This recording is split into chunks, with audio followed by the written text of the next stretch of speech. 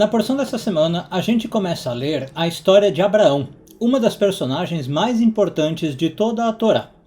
O que fazia dele tão importante é o que nós vamos tentar entender nesse vídeo. Eu sou Yair Alon e essa é a Energia Semanal.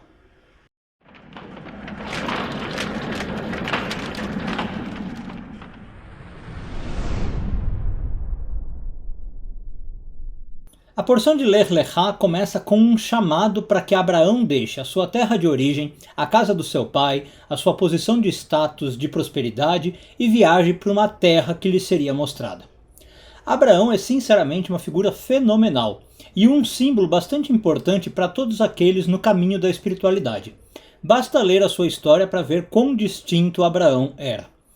Mas uma coisa sempre intrigou os sábios da Cabalá. No momento em que Abraão é escolhido pelo Eterno, a Torá não deixa claro por que motivo ele foi escolhido. É um caso totalmente distinto de Noé, por exemplo, sobre quem a gente acabou de ler na semana anterior, na semana passada.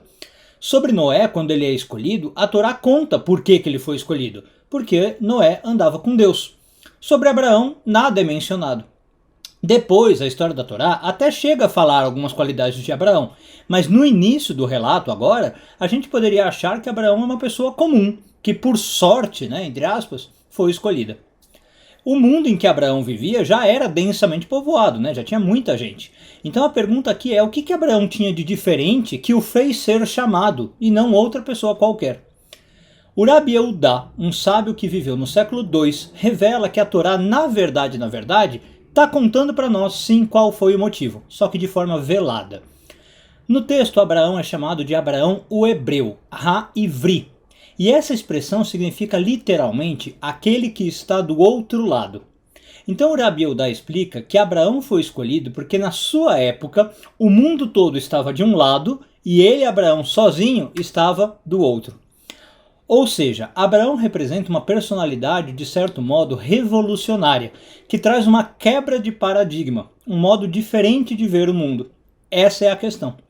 Agora, mais do que isso, a porção dessa semana está nos ensinando que ter esse traço de personalidade em nós é um pré-requisito para que nós também ouçamos um chamado do Eterno.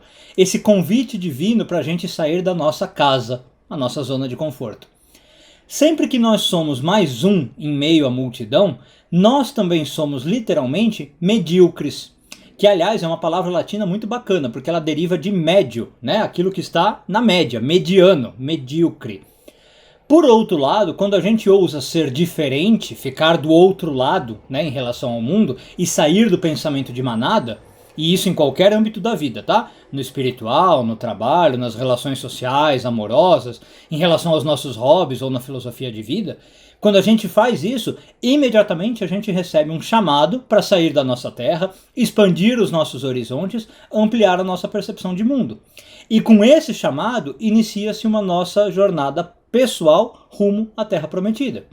Ou seja, funciona assim, nós damos o primeiro passo e logo em seguida o universo se revela para nós de modo engrandecedor, de modo muito mais promissor, oferecendo todas as bênçãos que ele tem para ofertar. Daí em diante basta a gente ouvir esse chamado e seguir a jornada. Shavuot Tov a todos e tudo de bom.